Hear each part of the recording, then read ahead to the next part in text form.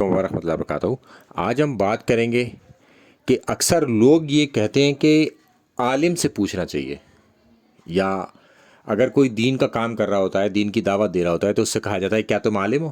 تم یہ بات کیوں بتا رہے ہو ہمیں؟ دین کی بات بتانے کے لیے عالم ہونا بہت ضروری ہے۔ یہ عوام الناس کے ذہن میں بھر دی گئی یہ بات۔ اچھا، یہ بھرتا کون ہے؟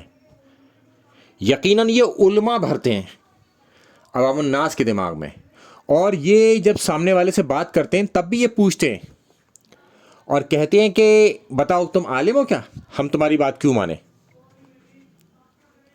تو آج ان تمام اس طرح کی باتوں کا ہم رد کریں گے، اور رد کریں گے قرآن اور حدیث سے، چونکہ ہمارے لیے حجت اور دلیل تو اللہ اور اس کے رسول صلی اللہ علیہ وآلہ وسلم ہے، نہ کہ یہ فرقہ پرست علماء جو اپنی اپنی فقہ کے اپنے اپنے فرقے کے عالم ہیں، نہ کہ یہ اسلام کے عالم۔ اور یہ اس قدر ایک دوسرے کے مخالف بھی ہیں کہ ایک دوسرے کو یہ کافر کہتے ہیں، مشرک کہتے ہیں، نجدی کہتے ہیں، خارجی کہتے ہیں، طرح طرح کے الزامات ایک دوسرے کو لگاتے ہیں۔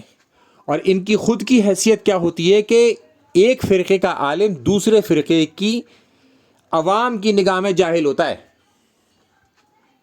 تو آج ہم بات کرتے ہیں سب سے پہلے اللہ کے رسول صلی اللہ علیہ وسلم کی، کہ وہ فرماتے ہیں کہ میرا پیغام لوگوں کو پہنچا دو۔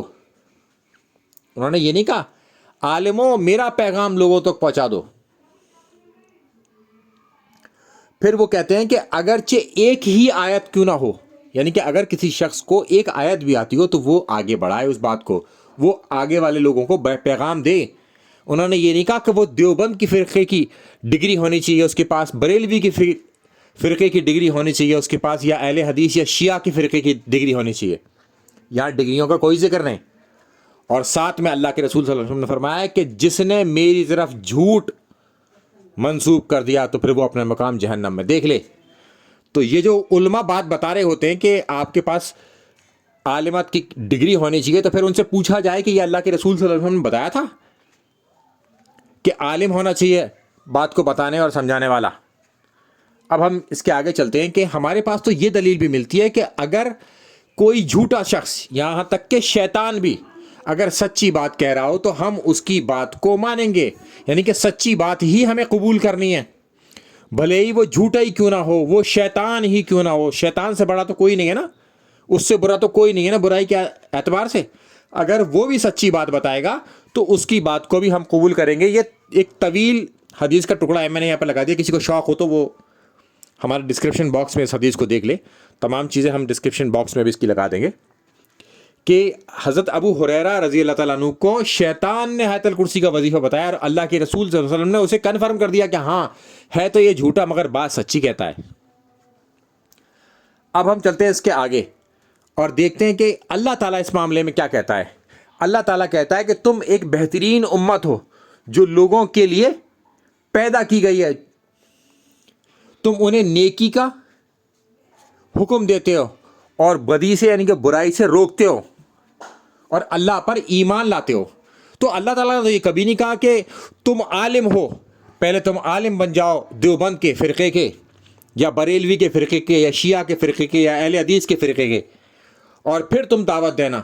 وہ تو پوری امت کے بارے میں کہہ رہا ہے، یعنی کہ ہر امت کا ہر فرض پر فرض ہے، یعنی کہ امت کے ہر فرد پر یہ فرض ہے، لازم آتا ہے کہ وہ دین کا کام کرے، دعوت و تبلیغ کا کام کرے، اور اسے ایک ہی آیت کیوں نہ آتی ہو وہ آگے بڑھائے۔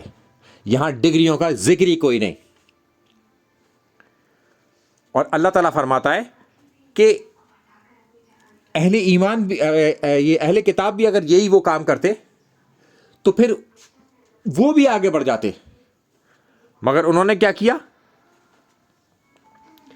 کہ وہ جب ایمان بھی لے آئے تو وہ فاسق تھے، یعنی کہ انہوں نے اس میں بھی ڈھونگ کیا۔ تو ہمیں یہ پہچاننا پڑے گا یہ تمام چیزوں کو دیکھتے ہوئے کہ کون اللہ کی بات کو آگے بڑھانے سے روک رہا ہے۔ اب اس کے آگے اللہ تعالیٰ فرماتا ہے کہ اس شخص سے بھی اچھی بات کسی کی ہو سکتی ہے، یعنی کہ ایک گارنٹی کے طور پر اچھی بات کس کی ہے؟ کہ جس نے اللہ کی طرف لوگوں کو بلایا، نیکی یعنی کہ نیک کام کیے، اللہ کی طرف لوگوں کو بلایا یعنی کہ دعوت دی لوگوں کو، اور خود بھی نیک کام کیے، اور اپنے آپ کو کہا کہ صرف مسلمان، کہ میں مسلمان ہوں. اس سے اچھی بات تو کوئی ہے ہی نہیں. یہاں پر تو علماء کا کوئی ذکر نہیں ہے کہ اس عالم سے اچھا کون ہوگا جو لوگوں کو دعوت دے اور نیکی کی طرف بلائے، اور اپنے آپ کو کہے کہ میں دیوبندی ہوں، میں بریلوی ہوں، میں شیعہ ہوں، میں اہل حدیث ہوں. ایسا کہیں ذکر ہے قرآن میں؟ یہ جتنی بھی باتیں ہیں پوری امت کے لیے، ہم سب پر فرض ہے یہ بات کہ ہم دعوت دیں آگے. آئندہ سے جب بھی کوئی عالم یا فرقے باز آدمی آپ سے اس بات کی بات کرے تو آپ اس میں اس کو یہ دلیلیں دیں، اور اس سے دلیلیں مانگیں کہ تم دو دلیل کہ اللہ کے رسول صلی اللہ علیہ وسلم نے منع کیا ہو کہ جب تک عالم مت بن جانا دیوبند کے، بریلی کے، اہل حدیث کے یا شیعہ کے، تب تک تم دعوت کا کام نہیں کر سکتے. دلیل لا کے دو، اور وہ آپ سے مانگے تو پوری امت کی دلیل ہمارے پاس موجود ہے. میں نے آپ کو اسکرین پر ڈسپلے کر دی اور ڈسکرپشن باکس میں بھی وہ تمام چیزیں مل جائیں گی انشاءاللہ تعالی. تو اس طرح کے فرقے باز لوگوں کا منہ بند کرنے کے لیے کافی ہوگا انشاءاللہ تعالی. السلام علیکم ورحمۃ اللہ وبرکاتہ.